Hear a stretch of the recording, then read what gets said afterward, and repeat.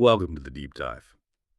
Today, we are plunging headfirst into a topic that touches almost every single one of us, often without us even fully realizing its grip, actually. We're talking about the profound impact of social media on our lives, and maybe more importantly, how we can actually take back some control.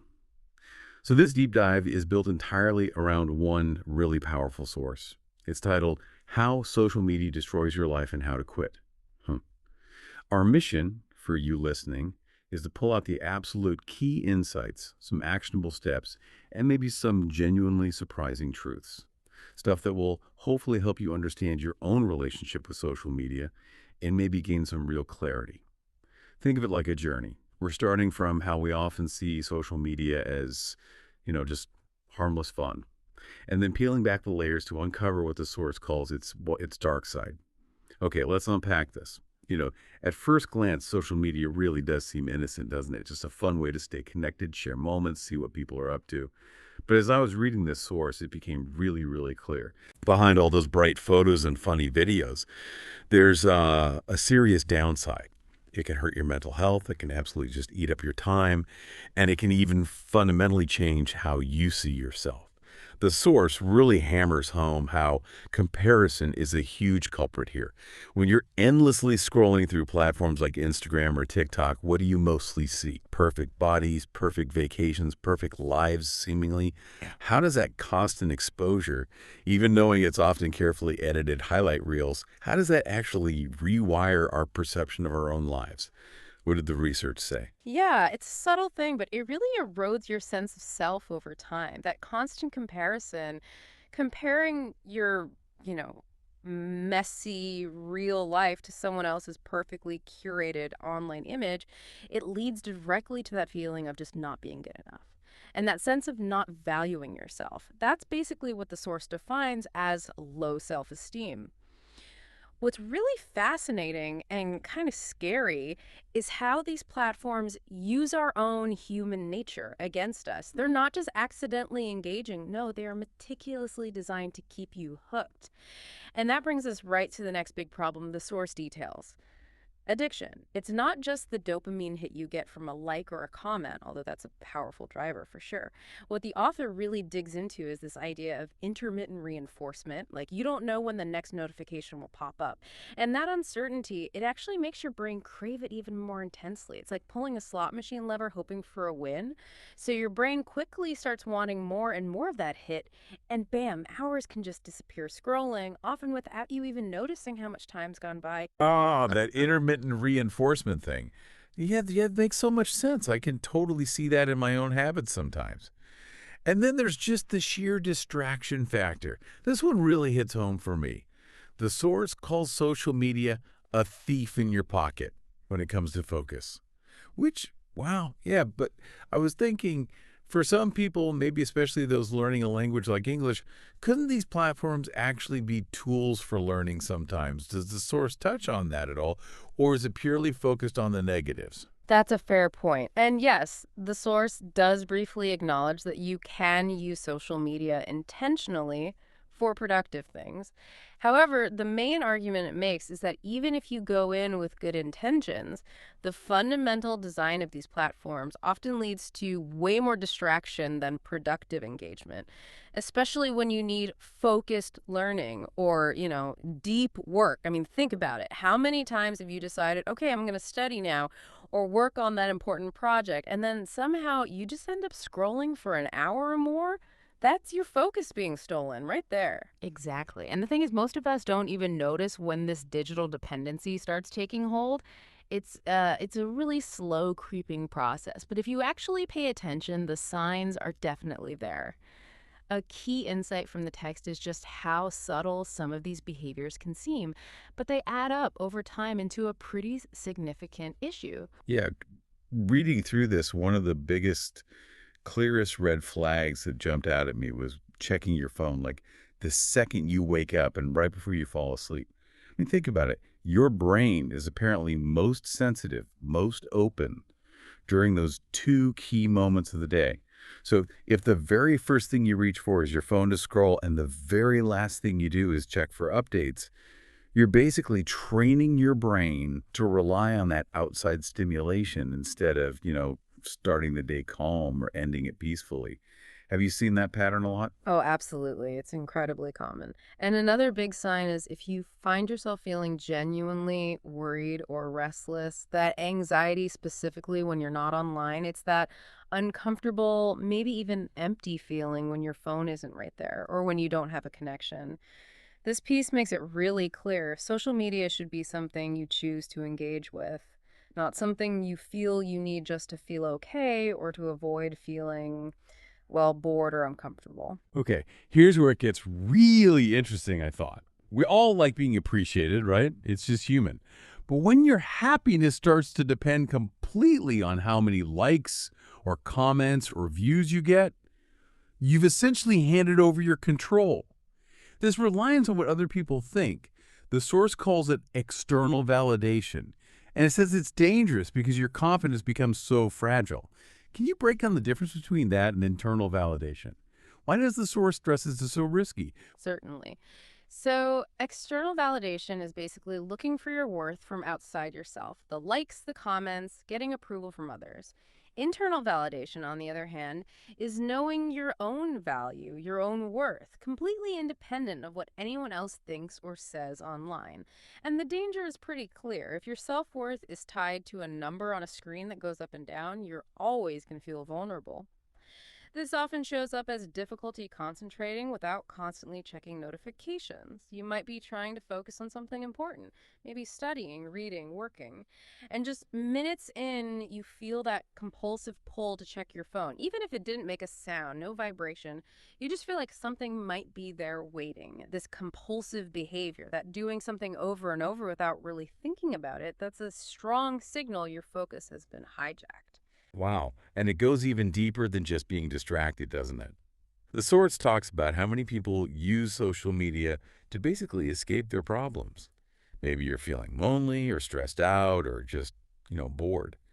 And instead of actually facing those feelings or maybe talking to someone, you reach for your phone.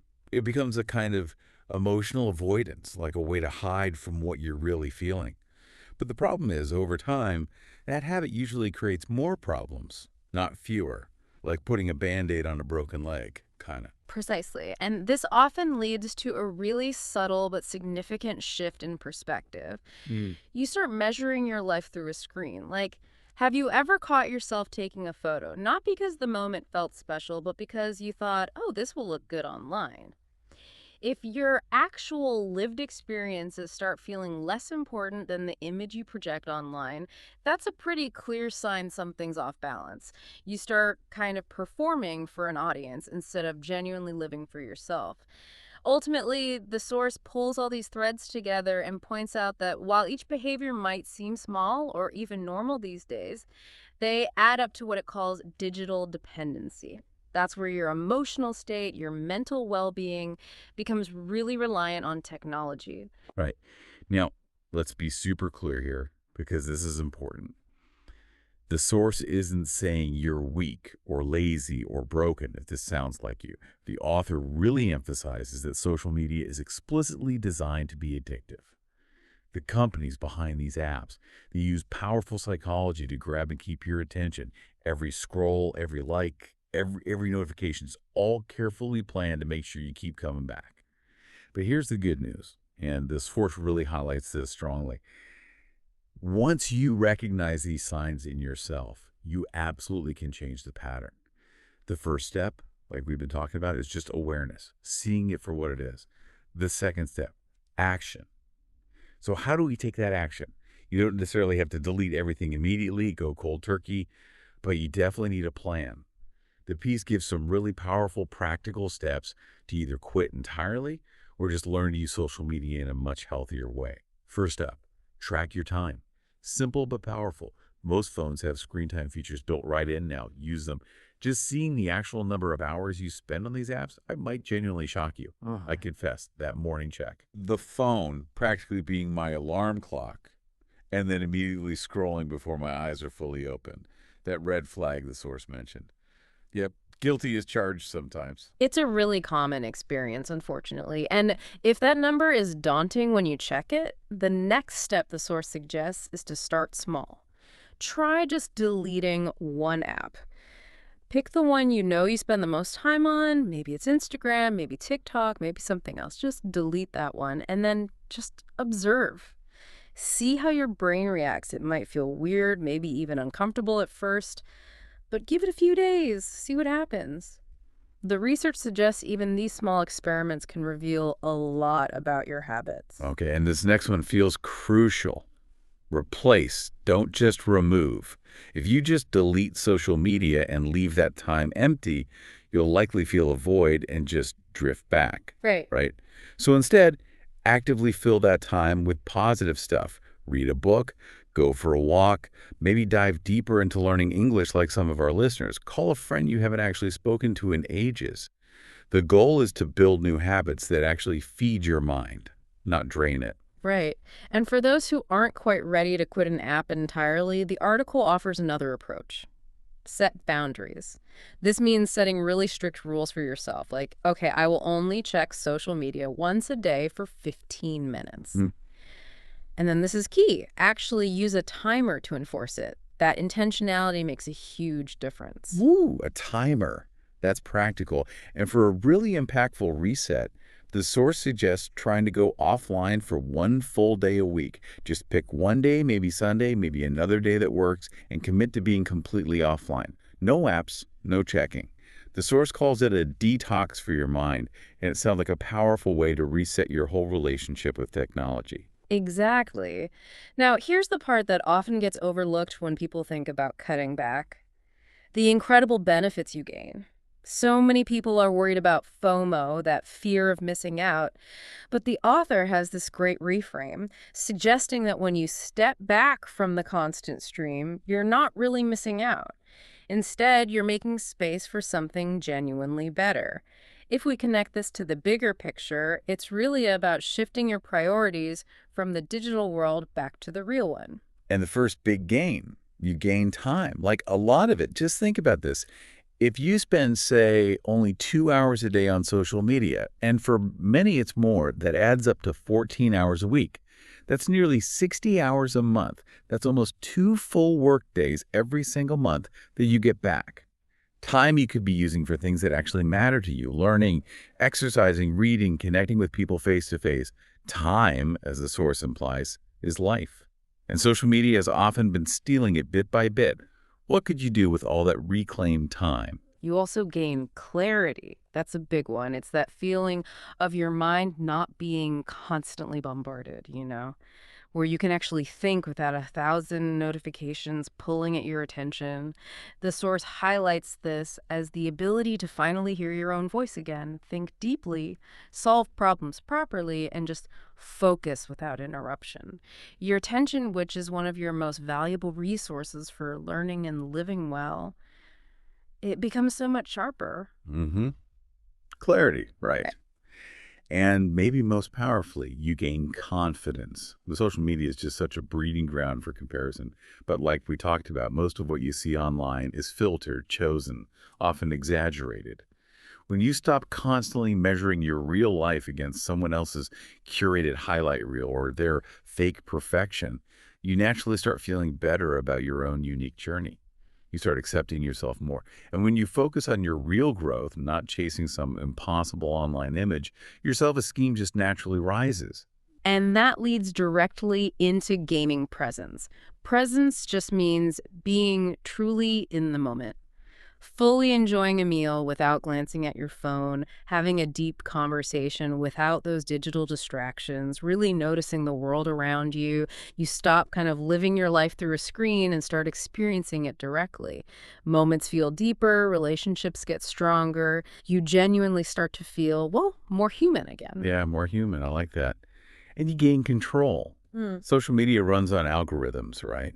Those computer programs deciding what you see, designed specifically to keep you hooked. When you step away, or even just step back, you're no longer being constantly manipulated by these invisible forces. You stop just reacting to whatever pops up on your screen and start making conscious choices about your time and attention. You Yeah. decide how to spend your time. You decide what's truly important. That, the source argues pretty convincingly, is true freedom. And finally, you gain energy. It might seem counterintuitive, but constant scrolling, even if you're just sitting there, it really tires out your brain. Reducing your social media use gives your mind a much needed break.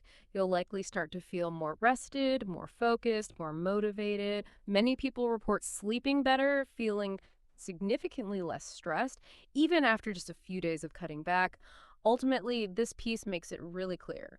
Quitting or reducing social media isn't about losing something fun, it's about reclaiming your life. It's about redirecting your precious attention away from endless, often meaningless scrolling towards real, meaningful growth and connection. You can still connect, still use the internet, but now, crucially, you're doing it on your terms. So what does this all boil down to? Is social media inherently evil? Probably not, no. But if you're not careful, if you're not intentional, it has this profound ability to steal your focus, chip away at your confidence, and yeah, even hijack your future. The key takeaway from this deep dive seems crystal clear. You don't necessarily need to quit cold turkey, but you do need to be intentional. You need to make conscious choices about how and when, and importantly, why you engage with these apps. Mm-hmm. And this raises, I think, an important final question for you to consider. What valuable aspect of your real life, or perhaps your real self, are you currently missing out on because your attention is constantly being pulled elsewhere? Let this deep dive be your sign, maybe, your nudge to unplug just a little bit and reconnect with real life and maybe some real learning, too.